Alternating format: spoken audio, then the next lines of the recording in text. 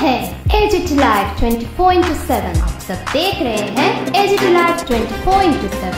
এই হচ্ছে AGT live 24/7।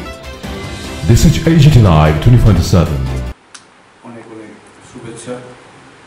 আমার ডান দিকে বসে আছেন রাজ্য যুব মোর্চার সহ-সভাপতি শ্রী অরুণাভ নন্দী।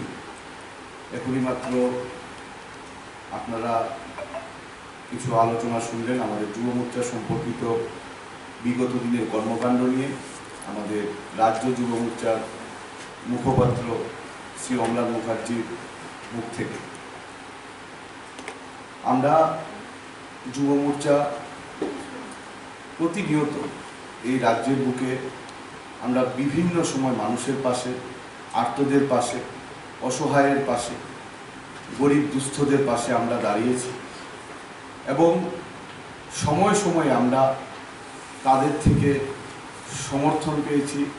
তারা আমাদেরকে বিভিন্ন সময় আমরা যে তাদের পাশে দাঁড়িয়েছি তার জন্য শুভেচ্ছা অভিবাদন আমরা তাদের থেকে আশীর্বাদ নিয়েছি। আজকে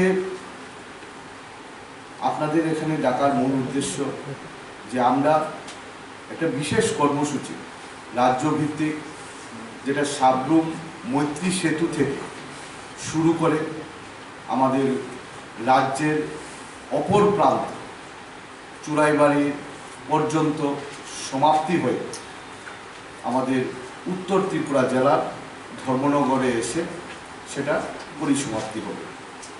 মূলত এই নম যুবা বাইক যাত্রা, যেটা আগামী 20 নভেম্বর থেকে সাবরুমের যে মৈত্রী সেতু আছে সেই মৈত্রী সেতু থেকে হাজার হাজার যুবক বাইক হাতে নিয়ে রাজ্যের বিভিন্ন মণ্ডল, আমাদের প্রথম অবস্থায় আমরা যেটা সিদ্ধান্ত নিয়েছি, আমরা মোটামুটি 55টা মণ্ডল আমরা প্রদক্ষিণ করব। 20 নভেম্বর থেকে 26শে নভেম্বর এই 7 দিন ব্যাপী আমাদের এই নম যুবা বাইক যাত্রা চলবে। প্রত্যেকটা মণ্ডল থেকে ন্যূনতম 500 থেকে 1000 বাইক। প্রত্যেকটা মণ্ডল যখন যেই মণ্ডলটা এসে ওই মণ্ডলে ঢুকবে, সেই ঢোকার সঙ্গে সঙ্গে তাদেরকে বিভিন্নভাবে অভিবাদন জানিয়ে নতুন 500 থেকে 1000টা বাইক এর সঙ্গে জড়ে যাবে।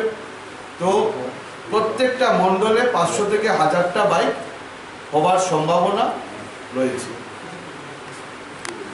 আমরা যতটুকু খবর নিয়েছি যে প্রত্যেকটা মণ্ডলে যে 55 তাদের কাছে এতটুকু বার্তা দিতে চাই যে আমাদের এই বাইক যাত্রাটা সম্পূর্ণ সুশৃঙ্খলভাবে একটা শান্তির বাতাবরণ, একটা শান্তির বার্তা এই রাজ্যের বুকে দিয়ে যাবে।